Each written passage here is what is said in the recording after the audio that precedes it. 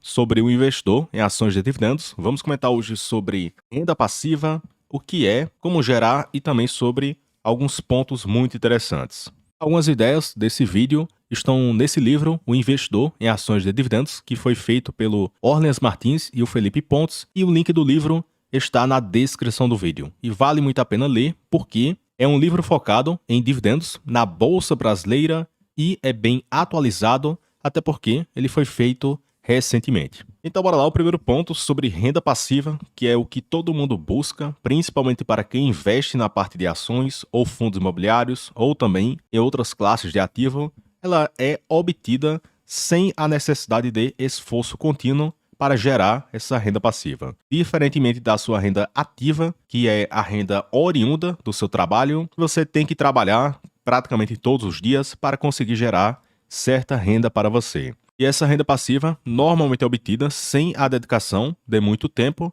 É evidente que teve aquele gasto inicial do seu trabalho para você conseguir poupar certa renda, até aportar e comprar algum imóvel que vai gerar certa renda, ou alguma ação, ou algum fundo imobiliário. Então, sim, tem aquele esforço inicial do seu tempo para conseguir certo recurso, porém, após esse cenário ter acontecido, você já adquiriu aquele ativo que irá gerar renda passiva para você. Outro ponto, sem a dedicação de muito tempo, porque após certos anos de experiência, o acompanhamento das empresas com o passar do tempo tende a requerer menos tempo de dedicação. Por exemplo, na parte de analisar o resultado da empresa, e no começo pode ser difícil para entender o balanço de certa empresa, alguns termos específicos a depender de cada setor de atuação, mas com o passar do tempo, cada vez se torna um processo mais simples e prático, porque você tem tempo de mercado, entende mais ou menos quando certo ativo está barato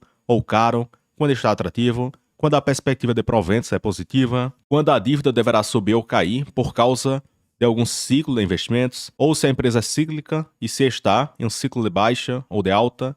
Então, com o passar do tempo, as coisas acabam se tornando mais simples e você gasta menos tempo para analisar certa empresa ou algum investimento. Já outro ponto que a renda passiva nos traz é a parte de segurança, porque o dividendo permite que o investidor aumente a sua renda total, que considera a renda ativa do seu trabalho, mais a renda passiva dos investimentos. Então suponha que em um futuro próximo você irá obter 5 mil de proventos por mês na sua média, para complementar a sua renda ativa. Então 5 mil parece muito, não é nada fora da curva, mas eu tenho certeza que para a maioria das pessoas que me assistem, 5 mil, entre aspas, extra seria excelente para ajudar na sua renda. Então, digamos assim, se você ganha 5 mil por mês da renda do seu trabalho, mais 5 mil por mês de renda passiva no futuro, você irá dobrar a sua renda total e ganhará na média 10 mil por mês. Então, você dobrou a sua renda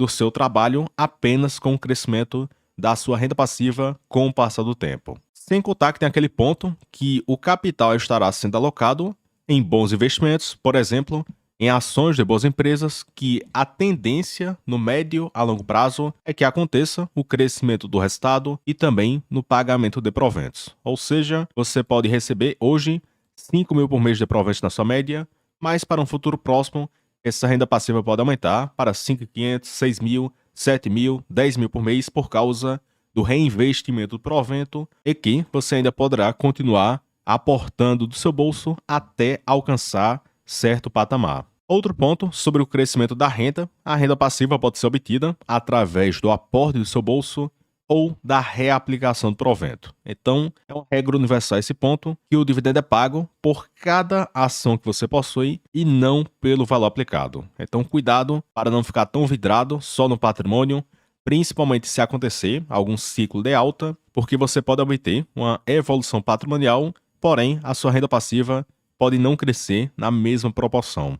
E quem se aproveita dos ciclos de baixa, quando o mercado cai, quando os ativos ficam baratos, você pode ficar durante certo tempo acumulando muitas ações e, se acontecer a melhora do mercado, você pode ter tanto uma evolução patrimonial e também um grande crescimento na sua renda passiva. Até porque cotações seguem o resultado. Então, dificilmente o mercado irá engatar um ciclo de alta se não acontecer uma evolução no resultado. Já outro ponto, quanto mais barato você paga por uma empresa, mais ações você consegue comprar e a expectativa é que a sua renda passiva cresça. Até porque, se você tem 100 ações e a empresa anuncia R$ 1 por ação, você irá receber R$ 100 de proventos dessa empresa. Porém, se você aumentou essa quantidade para 150 ações, 200 ações, a sua renda passiva crescerá desde que o dividendo por ação não acabe sendo alterado. Então, para quem possui certo tempo de bolsa, deve ter percebido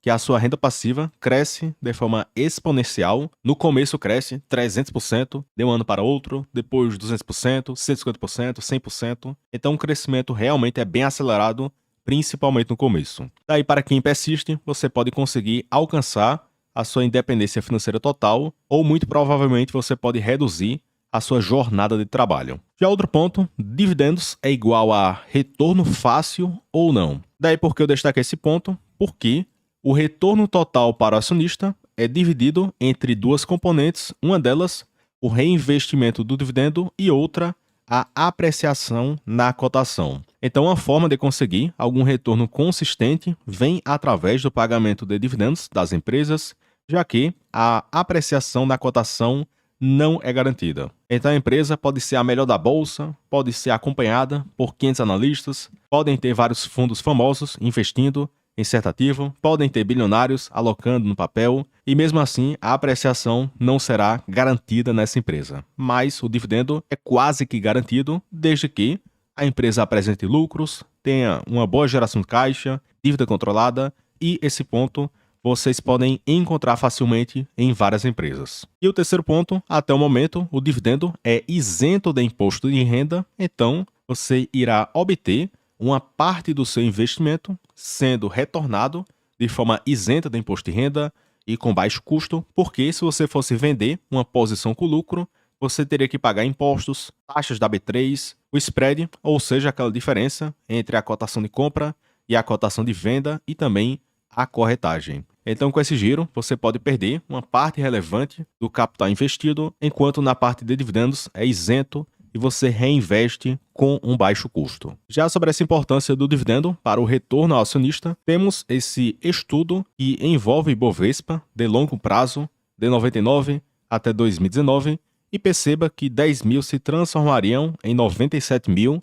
sem dividendos e, com a reaplicação do provento, aumentaria para 340 mil. Então, note que o dividendo representou mais de 70% da componente de retorno para o acionista, olhando para a carteira teórica do Ibovespa nesses períodos destacados. Já para empresas individuais, temos esse estudo de janeiro de 2000 até dezembro de 2019, que foi feito pelo pessoal da Trígono Capital, e olhe que a Ambev entregou 3.200% sem dividendos, e quando considera o dividendo reinvestido, aumenta para 6.300%. Ou seja, o dividendo representou 49% da componente de retorno para o acionista. Já o BB, 71% do retorno foi devido ao provento, a Itaúsa, 60%, o Itaú, 60%, o Santander, 66%, Telefônica Vivo, 94%, e para uma média simples, com 96 empresas, quase 60% do retorno aconteceu por causa da reaplicação do provento. Então perceba que parece pouco, é 5% de yield, 6%, 8%,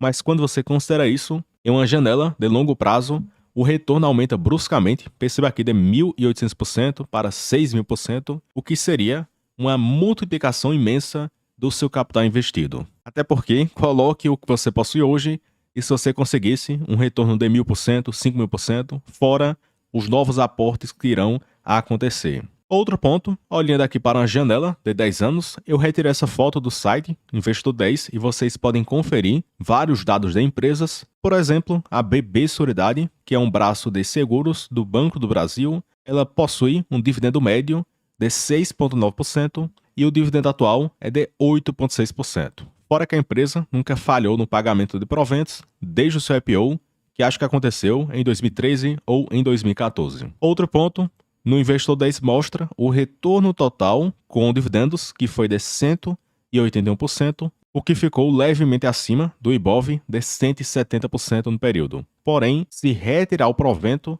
a BBSE só teria entregue 38% em 10 anos. E a inflação foi de uns 70%. Então perceba que se você pegar o provento e gastar tudo, a chance de você conseguir um retorno interessante é muito baixa. Então tem que tentar reaplicar pelo menos uma parte do provento para tentar manter o seu poder de compra. Já a Taesa, que também é outro exemplo clássico, nunca falharam no pagamento de proventos, dividendo médio de 10% e o provento atual de 6,2%. E a Taesa parece aquele retorno fora da curva de 511%, mas se retirar o provento, o retorno teria caído para 105%. Então perceba que teria perdido para o Ibov, CDI, IFIX e DIV ao retirar o provento reinvestido. Então, até em uma empresa que gerou muito valor para acionista, quando você retira o provento, o retorno não foi nada fora da curva, olhando para 10 anos. Com isso, algumas conclusões da parte do reinvestimento do provento,